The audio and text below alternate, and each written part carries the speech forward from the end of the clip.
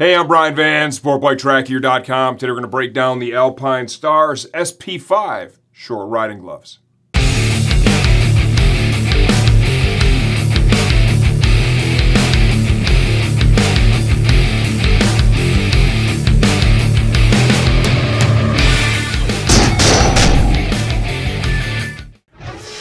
Okay, the Alpinestars SP-5 gloves retail for $94.95 as of the time we're shooting this video. Please understand we don't update videos for pricing changes, only when the product itself has been completely redesigned.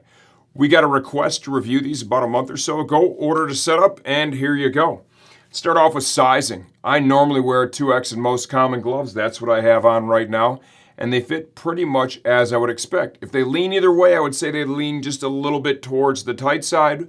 With that said, having them on for a while, they feel like they would break right in with very little effort. Touchscreen compatibility. The text calls out thumb and index finger. My findings were index finger only on both gloves.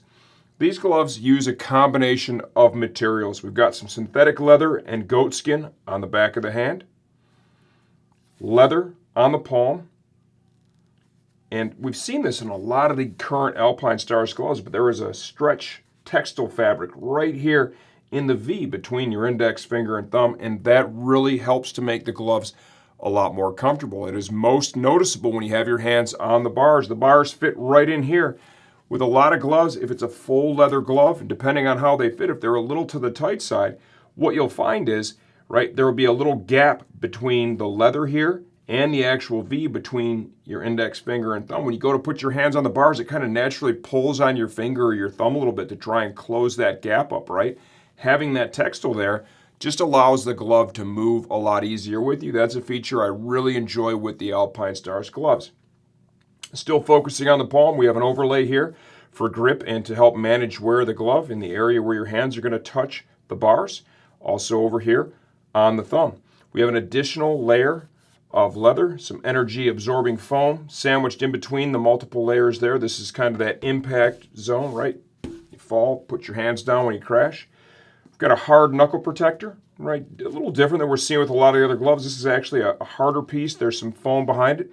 It's got the Alpinestars finger bridge.